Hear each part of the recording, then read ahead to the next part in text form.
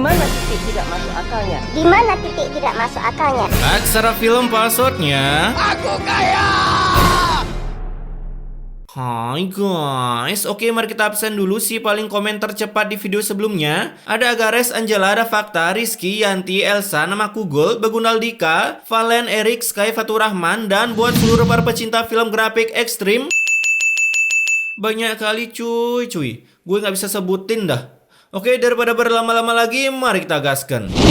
Film Pintu Kemana Aja ini dibuka dengan sebuah usaha tukang tambal ban elit karena siapapun yang sedang AFK ketika tambal ban, cangkemnya langsung ditambal juga oleh anak pemilik usaha ini, ya sebut aja si Tina. Ini sungguhan kamu jadi tidak berbayar kok.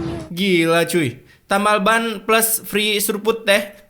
Ide bisnis ini di kota gue belum ada. Sekalian aja tuh dikasih gorengan gratis. Kala itu merasa anaknya nggak guna, hanya punya skill mengaduk teh, ayah Tina bernama Jojo ini pun memaksa anaknya berangkat sekolah. Daripada membantunya di bengkel, menghabiskan cuan bapaknya untuk menghidangkan pelanggannya minuman secara gratis. Disuguhin teh manis hangat. Enak lagi, Pak. Iyalah, gratis mana ada yang kagak enak. Ketika berangkat sekolah, Tina pun mengayuh sepeda peninggalan Siva, si anak perindapan, sampai seorang bocil FF pun dengan sengaja menyenggol dong. Hingga si Tina nyungsep dan dihina oleh si Budi Binomo ketika masih kecil. Buat yang nggak tahu Budi Binomo nih, gue ingetin dah. Jutaan orang bahkan tidak menyadari bahwa mereka bisa menghasilkan $1.000 sehari tanpa meninggalkan rumah. Halo, nama saya Budi Setiawan. Sejujurnya, Gue tuh susah. Nah, itulah orangnya. Lagian anak SMP macam apa, rambut panjang kayak skin Gusion gini. Beruntung datanglah Minion ke sana, yang saya baru tahu, ya dengar sendiri deh. Kamu sekolah di mana? Saya sekolah di SMK Otomotif. Cewek ngambil jurusan otomotif, gede-gede autokopdar pakai gaya Superman. Di sisi lain ada sebuah bengkel yang lebih elit lagi karena tempatnya super duper mewah, ya kalian bisa lihat sendiri. Bengkelnya bersih banget cuy. Kinclong, lantainya kagak ada noda oli sedikit pun. Apalagi nih, seragam pegawainya kayak tahanan lapas. Bersih bener dah. Pemilik bengkel ini, ya kita sebut saja Dudung, dan berusaha melihat customer lewat di depan bengkelnya, tapi bapak ini menolak dengan alasan lebih enak tambal ban di bengkel Jojo karena cangkemnya bisa menikmati teh secara gratis. Cuman teh doang loh. Melihat itu, Dudung pun langsung open war di sana dengan berkata, ya seperti biasa di luar nalar karena konsep film ini selalu tanpa logika dan pikiran. Kalau ada pelanggan itu dibagi-bagi, jangan kamu embat semuanya. Siapa yang ngajarin bisnis kayak gini? Siapa? Nah, karena cangkem si Dudung nyerocos seperti woman PMS, si Jojo pun mau tak mau harus mengalah karena jika Jojo melawan, Dudung akan menginvite Jojo ke Battleland of Dawn untuk taruhan siapa yang menang harus lockout dari bumi. Sementara di tempat Tina, ini kan idaman kalian para hobi kami mahal, cewek montir. Kala itu Tina berhasil menghidupkan kembali nyawa Bit Ember ini dengan cara memasanginya sebuah baut. Sedangkan temannya, ya ilah, malah cosplay jadi Rambo. Itu pipi diisi oli segala biar apa? Lu bersihin mesin pakai tangan apa pakai pipi? Sedangkan temannya yang iri dengan Tina, ia pun kembali mengutak-atik Bit Embernya sehingga saat Tina datang membawa ketua suku untuk mencari nilai praktek, Bit Ember itu pun malahan tak mau hidup, jadinya si Tina pun gagal mendapatkan gelar montir tercepat yang bisa menghilangkan penyakit motor. Asik. Kalian lihat motornya tadi nyala? Enggak, Pak. Enggak. Emang dasar si Budi Bimontot, bertopeng sejak dini ya rupanya. Di sisi lain ketika Jojo akan sholat, datanglah seorang pelanggan yang daripada gabut nunggu sendiri, ia pun memilih join GB Pahala bareng Jojo. Lalu datanglah orang suruhan Dudung yang dimana dengan easy peasy-nya langsung mencuri motor Bit Ember pelanggan si Jojo. Nah ini bener nih, zaman sekarang motor aja bisa dicuri apalagi uang rakyat. Hasil setelah sholat, bapak ini pun sangat terpanikan seperti dikejar buff merah di mode creation cam. Jadinya karena nggak ketemu, pelanggannya pun meminta ganti rugi. Kalau bapak nggak ngajak saya sholat, gak mungkin motor saya hilang, Pak. Gobloknya ini kayak pipa Rucika. Masalahnya yang nyuruh lu mau itu siapa, Bambang? Yang namanya ajakan kan ada dua opsi, tolak apa setuju. Ya kecuali korupsi, cuman ada satu opsi doang. Habis korupsi uangnya disimpan di bank Swiss. Caks. Jadinya si Jojo langsung dibawa ke kantor polisi oleh Dudung dan Minion ini. Namun karena Jojo hafal password polisi bayi, ia pun bisa bebas dan langsung berpelukan seperti Teletubbies. Kemudian besoknya datang lagi si Dudung untuk mengerjai si Jojo, di mana kali ini ia merusak properti bengkel milik Jojo, sehingga saat pelanggannya mau menambal ban aeroknya, sebuah efek di luar efek pun langsung terjadi. Wah!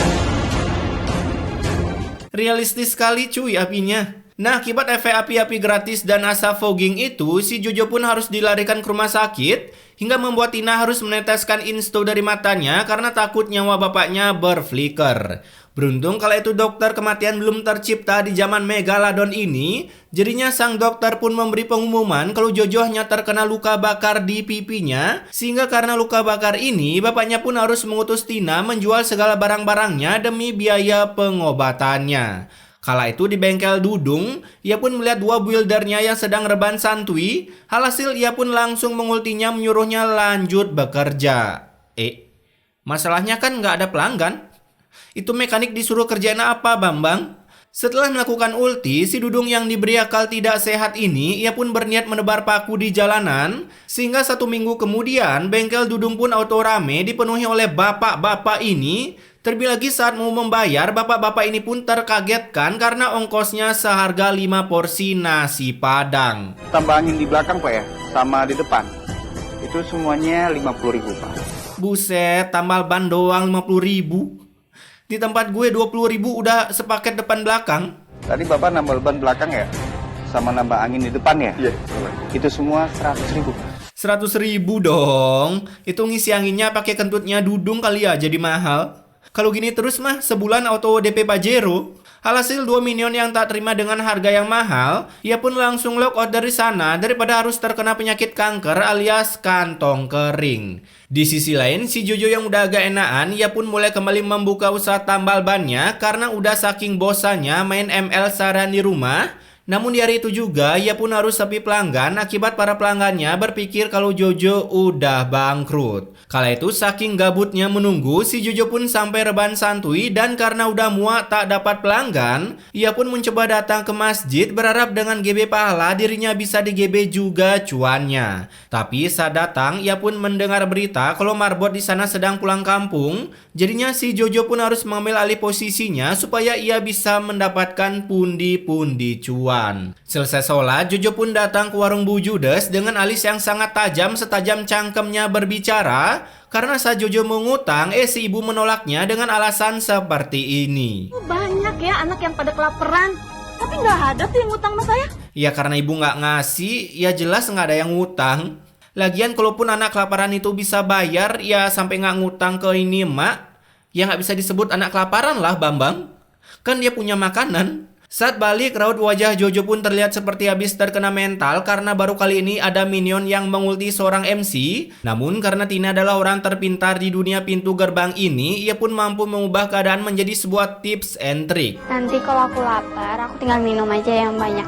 Nanti biar kenyang. Nah itulah tipsnya, merubah keadaan menjadi sebuah trik. Keesokan harinya karena salah satu tangan Jojo sedang disegel, ia pun harus bekerja menggunakan satu tangan, sampai membuat pelanggannya mulai emosi dan kesal karena Mio racingnya tak kunjung juga selesai di bore up, padahal si bapak ini sudah janjian balapan dengan Rossi. Alhasil melihat kesempatan itu, si Babang Dudung pun datang mencoba menghasut bapak ini, tapi... Mendingan ke bengkel saya aja deh Pak, lebih cepat.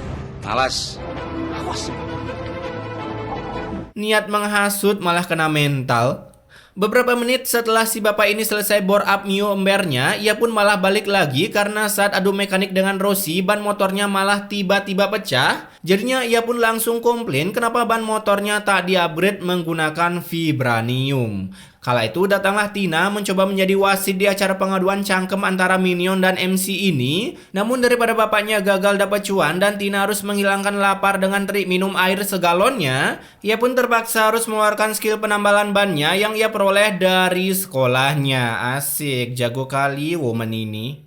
Singkat cerita, setelah sekian lama benerin ban dan hasilnya mantap, para pelanggan pun mulai merasa puas bahkan sampai memberikan bintang 5 di Google Map. Hingga akhirnya si Tina pun bisa menyeruput segelas teh untuk menghilangkan rasa lapar dan bukan air putih lagi. Gila cuy, cewek idaman para begundal motovlogger nih.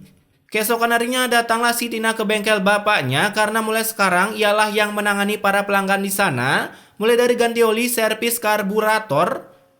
Bentar. Ini kan bengkel tambal ban ya. Lah, cara ganti oli sama servisnya gimana?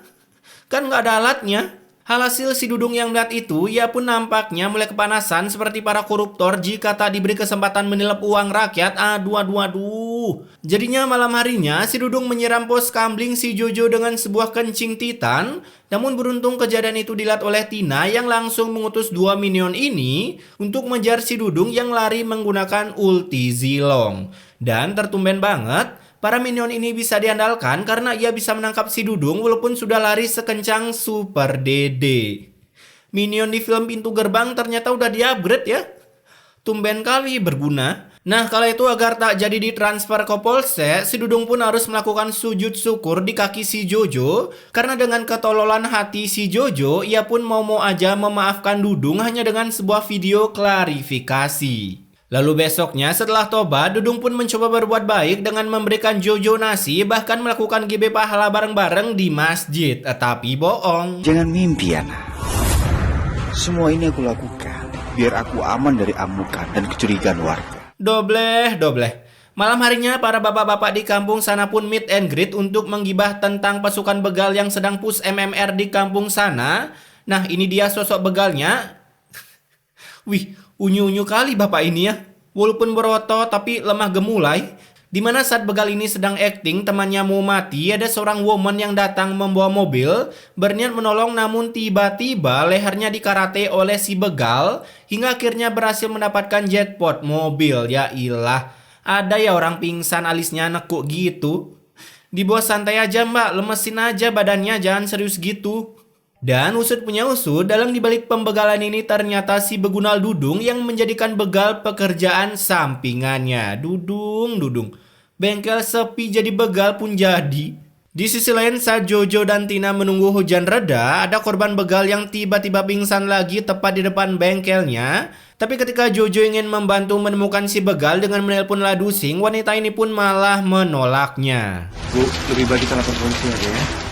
Nggak usah. Widih, udah banyak uangnya gini, mobil hilang bisa beli lagi. Keesokan harinya si Jojo pun malahan tetap melapor kejadian itu ke kantor polisi, padahal woman kemarin udah menolaknya. Dan si Dudung yang mendengar itu, ya tentunya dong ia langsung keluar keringat setengah matang. Namun keringat itu seketika matang setelah 2 begunal begalnya ini memiliki cara agar mereka tak meet and greet dengan para napi. Nah, malam harinya, karena Tina dan Jojo menolong woman kemarin bernama Lisa, mereka pun malam itu juga datang lagi menemui Jojo karena kata suami Lisa, ia mau memberikan suntikan dana ke Jojo agar Tina bisa membuka bengkel otomotif yang super mantap jiwa, bahkan bisa menangani perbaikan motor Rossi dan Lorenzo sekalipun. Gila, hoki seumur hidup dipakai ya, dapat suntikan dana gratis. Namun beroja senang, si Begunal Dudung ini pun memulai taktik adu bantengnya dengan si Jojo, di mana ia menaruh mobil hasil begalnya di belakang rumah Jojo sampai berhasil ditemukan oleh para minion yang entah kenapa bisa nge-spawn di belakang rumah Jojo. Gabut kali mereka ya jalan-jalan ke belakang rumah Jojo rame-ramean gini. Hasil Jojo pun langsung dituduh sebagai dalang di balik pembegalan mobil si Lisa. Anehnya tuh ya, kok bisa itu mobil dibawa ke halaman belakang rumah Jojo?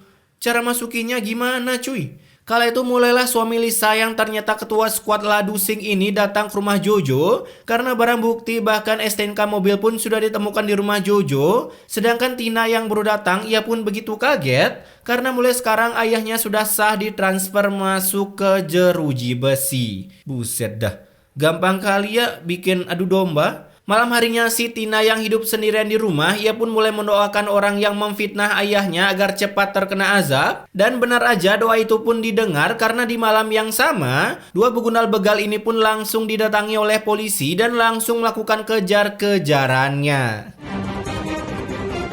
Lucu kali bapak ini lari. Sementara di rumah Tina, ia pun didatangi oleh pasukan MC dan minion karena Saya dan warga setempat sini sudah sepakat kalau kamu harus keluar dari rumah ini. semudah itu yang ngusir orang cuman mengandalkan voting gitu doang. Jadinya karena voting itu, para minion ini langsung mengambil barang-barang Tina dan langsung mengusirnya dari sana. Rumahnya gimana weh? Segampang itu yang ngusir orang? Setelah mengusir Tina, bengkel Dudung pun tiba-tiba kebakaran dan terdapat Dudung juga di dalamnya sedang rebahan santuy dengan skin baju gembelnya. Tapi beruntung film ini bukan film azab, jadi dapat dipastikan begundal Dudung pastinya masih hidup. Tuh lihat, mentang-mentang bukan film azab, kebakaran malah rebahan santuy. Ketika dibawa ke rumah sakit, di sana ada juga Jojo yang sudah boleh bebas karena suami Lisa ini akhirnya bisa mengungkap kasus pembegalan si Dudung. Terlebih lagi kedatangan Jojo di sana untuk mendengar pesan immortal dari Dudung yang sebentar lagi mau wasted. Kok tumben kali bisa mati? Biasanya begundal di film Pintu Gerbang selalu tobat dah. Ini agak lain nih. Ini di rumah sakit loh, Sus. Kenapa masih pakai segel tangan buat yakinin orang meninggal? Dan akhirnya dengan wajah seperti Munaik, nyawa Dudung pun akhirnya berflicker ke neraka. Singkat cerita, beberapa hari setelah wastednya Dudung, datanglah Lisa dan suaminya dengan Agia Sportnya, di mana mereka akhirnya mau melanjutkan suntikan dana untuk membuat bengkel, tapi malah ditolak oleh Jojo karena katanya ia ingin memulai usahanya dari nol tanpa bantuan siapapun. Kalau ada yang sulit, kenapa harus yang mudah kan? Kemudian setelah beberapa abad berlalu, Jojo dan Tina pun akhirnya bisa mengupgrade bengkel pos kamblingnya menjadi bengkel yang super elit. Walaupun bengkelnya udah besar sekarang, kamu nggak boleh berhenti sekolah ya? Ya ngapain berhenti, kocak? Saran macam apa ini? Lalu film ini pun ditutup dengan Tina yang mengajak para minionnya mabuk teh gratis di bengkelnya. Oke, pesan immortalnya di sini, jika ada orang yang mengirikan bisnis kalian, terlebih lagi orang yang iri itu memiliki bisnis yang sama seperti kalian, apalagi jaraknya tak begitu jauh seperti Alfamart dan Indo April, tetaplah santuy dulu nggak sih? Sampai orang yang iri itu memulai open war-nya sendiri, lalu bertemu dengan ajalnya, maka dapat dipastikan kalianlah pemenang bisnis tersebut. Karena ingat, diam adalah emas, asik. Tapi intinya, stay wak-wak guys.